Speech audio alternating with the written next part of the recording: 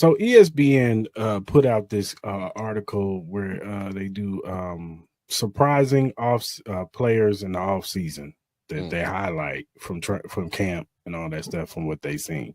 And for the Chiefs, they got Brashard Smith, 7th round running back that they pick out of SMU. He's the receiver turned running back. He played in Miami for like 3 years, playing running back receiver there too, but never really a secured spot. Transferred to SMU. The coach over there says, "Hey man, why don't you just play running back for us?" He convinces him to do it. Man runs for over 1,200 yards, has like I don't know, like 8 to 9 touchdowns or something like that, maybe more than that. But had a really good season. You know what I'm saying? And but he ended up, I think, because he was only a 1 year guy at the running back position. That's why he fell to the 7th round. But Adam Teicher, who just recently retired, shout out to Adam Teicher. You know what I'm saying? He's been with the beat writer on ESPN for the Chiefs for a long time. So shout out to that man. You know what I'm saying? I always felt like he was a little grumpy, but but I still have respect for you, sir, and I hope you have a great retirement. But he writes, judging from how he was utilized in the offseason practices, the Chiefs have plans for Smith, the 7th round draft pick out of SMU. Smith was a wide receiver. I said all that. And the Chiefs showcase his versatility by getting him the ball out of the backfield from slot, split out wide. Smith ran a 4.39 40 at the combine, so he will fit with a group of other fast, skilled players, including Xavier Worthy, Hollywood Brown, and Elijah Mitchell. So he's definitely going to be a factor in the receiving game. I think he's going to be.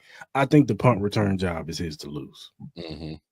I think Dave Tope is over there salivating to get that kid back there, going crazy. Because I think he was one of the top special teams guys too, or return guys in the nation last year too. So he's probably a threat to run one back. You know what I'm saying, with that speed and that shiftiness.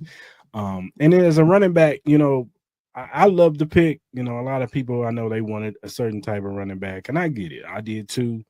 I still will say I'm not gonna say and lie, act like with that 5th-round pick, I was thinking they was gonna get a running back there. But we'll see with Jeffrey Bossa. Maybe Jeffrey Bossa is, Willie Gay and Nick Bolton, with the IQ and the speed, sideline to sideline. Maybe we get that out of him. But with Brashard Smith, I was excited because I know what Andy Reid can do with this kid. You know what I'm saying? With some of the packages that you can do with this kid, you can have Isaiah Pacheco and Brashard Smith in the backfield at the same time. Yeah.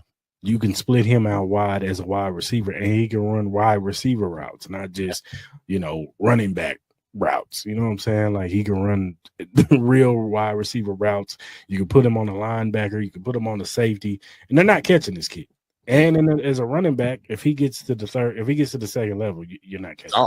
Oh, he gone, bro. He's hitting his head on the goalpost, or at least he's running it for 50 yards down the field. So, so I'm excited for the kid. I think that he can make a major impact, if anything, in special teams at the very least. I think he can make a major contribution to the Kansas City Chiefs this season, and maybe even the following season. He'll probably have a way more booster up role because we don't know the future of Isaiah Pacheco with the Chiefs. He might not be on the team. We definitely can say that Kareem Hunt probably won't be on the Chiefs next year. So it'll be Brashard Smith and whoever other rookie that they probably draft next year, or whatever veteran they bring in next year. You know what I'm saying? So what's your thoughts on Brashard Smith? Hey, he was one of the names that I was excited for. And for those who aren't, familiar with the content, make sure you like, share, subscribe, because you would have known the first episode that I was officially part of the AHC crew, I was going crazy over Brashard Smith. We went over the draft, and I was like, yo, how the hell do we get this dude in the 7th? Like, you talking about Swiss Army knife? We saw it. All right, so no disrespect to Brian Westbrook, but did a lot of people know who Brian Westbrook was before Andy Reid got his hands on him? All right. 5-6 years later, after being with Philly and Andy Reid, Brian Westbrook was a well-known running back. All right. And he did it by not just running the ball, passing, pass protected. That's the only thing that I'm worried about with Brashard, his size, his frame. Mm-hmm. He's going to be willing to stick his nose in there. Protect that A gap with a linebacker coming through or safety coming through. Protect the outside. Somebody, sneaks past a right tackle. Are you going to stick your nose in there and get dirty? Mm-hmm. Yeah. I mean, we've seen that especially with Andy Reid. He wants to see his running backs get their nose in there and protect. And if you notice, the running backs that get the most PT is the ones that pass pro. All right. So he's going to have to work on that. Obviously, I don't know his game on pass pro, but I know his game when it comes to route running. I know his game when it comes to running the football, catching the football, and running and getting past defenders. I've seen that. I've seen the highlights. I'm excited about that. But there's the but. You got to pass pro, man. This ain't ACC. This ain't no Big 12. This ain't none of that. This ain't no SMU. This ain't no Miami. You're protecting some of the best athletes in the world. And that's going to have to matter. Don't get me wrong. And we love splash plays. Give us the splash plays, make a big run, make a big catch, get some yak, get a touchdown. We love it. But it's the little things in the NFL. It's the little things that you got to do that adds up to the bigger plays. And pass pro is one of those things. If you ain't got it, I mean, y'all see what happens when Mahomes is not happy about the pass protection. Right? We're not getting the same quarterback, and that's just a fact. I don't care who you are. You could be Brady, you could be Mahomes, you could be Manning, you could be whoever. You're only as good as your pass protection. So, look, I think the guy has Brashard has a lot of potential to get us all excited in the kingdom. He can. Do I think he'll have a big role in this offense? We'll see. There's 17 games. We'll see what happens early, because if there's one thing that we do know, Andy and Patrick, they like to test people early and see what you can do. How you react. Do you stand up, and that kind of gives you the answer of how they're going to, implement you in the offense throughout the course of the season. But those first 4 weeks, I think we'll kind of have an understanding on how Brashard is what house he's living in with Andy. He's in the outhouse, or or he in the master house. So we'll see. And most rookies, running backs, they got to come. They mostly tend to have to work on their pass pro unless they just were in that type of offense where they had to do that. And a lot of colleges don't ask them to do that type of stuff. So that's just a skill that you just got to develop in the pros. And that's just more so want to. You know what I'm saying? When pass pro is just want to. You know what I'm saying? No, you're not going to be the best blocker in the world, but if you can get your body up in there and block, like Jared McKinnon wasn't the biggest dude in the world, but he got in the way. Great. He was great at blocking in the backfield. He made some key blocks, you know what I'm saying, for Mahomes to get the ball off. There were some times where Mahomes, if Jared McKinnon wasn't in the way, he was about to get smashed. Yeah, it wouldn't have been pretty. I'm with you. So that's just more so want to. I think a lot of running backs, a lot of skilled players, they don't want to get dirty, man. They don't want to be blocking and doing all that stuff, man. They want to catch the football. They want to run the football. They want to score touchdowns. That's why they're on offense, man. True. That's why they're skilled players. But they leave that to the big boys. You know what I'm saying? Put the fullback in there if you want somebody to block. Yeah, but then I think that also kind of makes it predictable, because, like, say, for instance, say Carson Steele is probably say Carson Steele is, if he's our best pass pro in the backfield, and that they're only using him for that, and they stick him in there, I think that starts making it predictable, because you know what he's doing. So I mean, I think it works better when the whole running back room is not elite. Asking the whole running back room to be elite at pass pro is I think is a little bit of that's so just getting away. You don't have to be elite. Just getting away. Slow that that rusher down. That's it. Yeah, I agree. Just get in the way. But we'll see. Isaiah Pacheco, he's coming back. He's definitely going to be the number one guy. We'll see how they slot Kareem Hunt and Brashard and Elijah Mitchell. Elijah Mitchell is more so the wild card to me. He's like the guy that, like, either he's gonna wow us and do something and be like, Yeah. we might have stole one. Hey, well, we've seen that before. We've seen that before, and we talked about this. Shout out to DJ Diamond Diva. She brought it up, and we talk about cats who got something to prove. Hey, man, you talking about wild card. Elijah Mitchell, if he stays healthy and gets to what he was doing before some of those injuries started piling up, I'm just saying, man.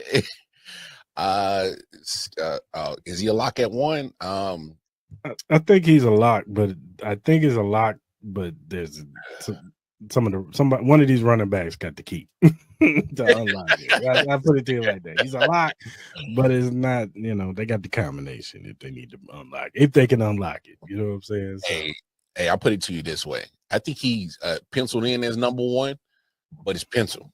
Yeah, that is not. None of that is permanent marker for week one. None of it.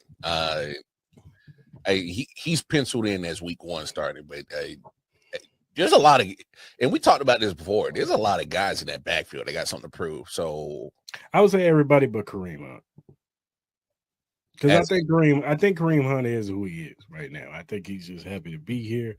I think where he's at in his career. Yes, I think the improvement from last year to this year is going to be like minuscule to me. Like, I think Kareem Hunt is who he is. He's long in the tooth right now. He's effective. We need him in short yardage and goal line situations, definitely.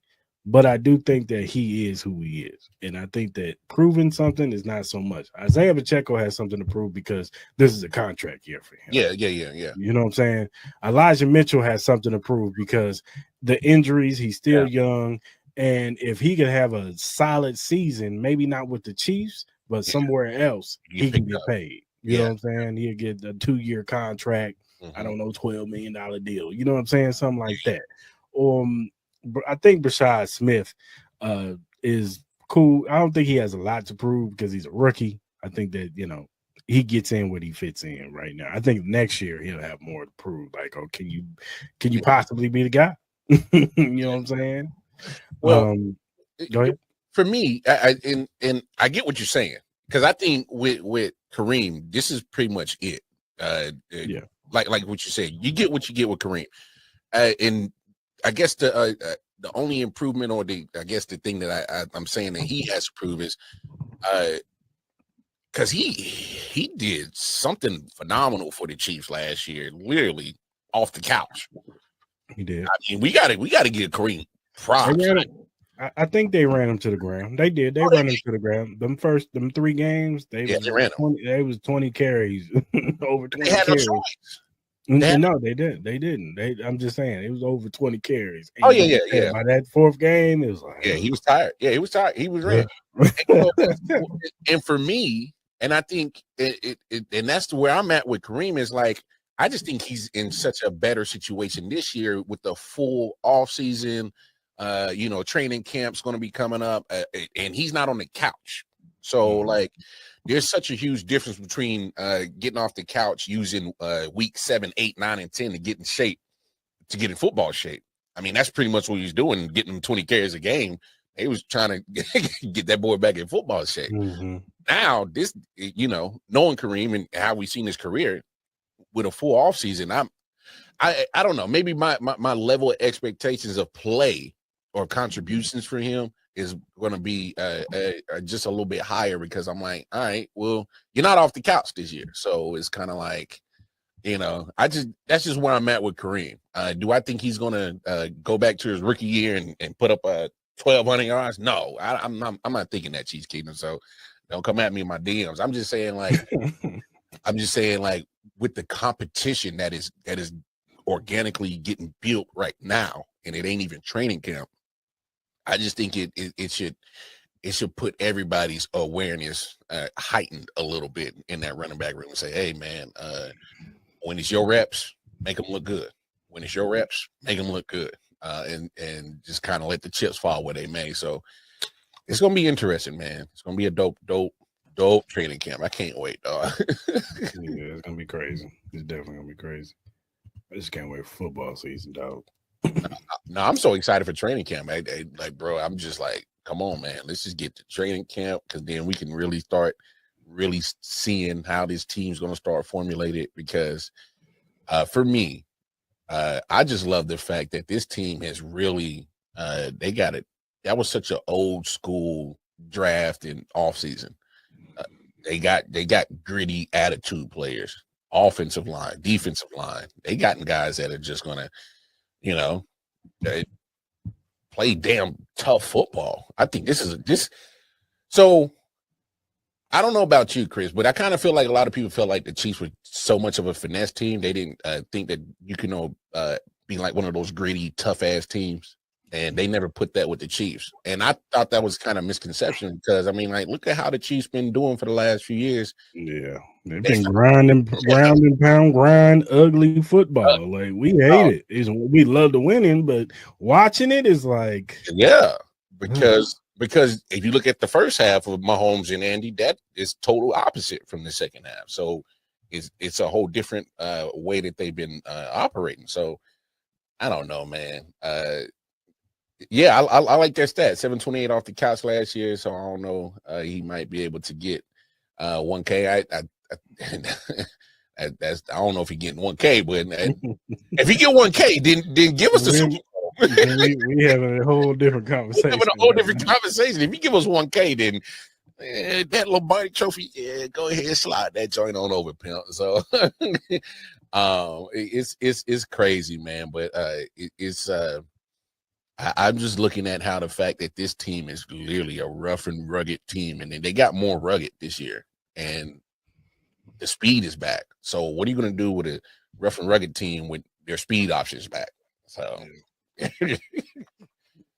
yeah, man, it's definitely going to be something to look at as far as the running back. We talked about the running back room in past episodes, but I just wanted to bring up Brashard Smith because they highlighted him, and we're going to see how the Chiefs use him this year, definitely. So.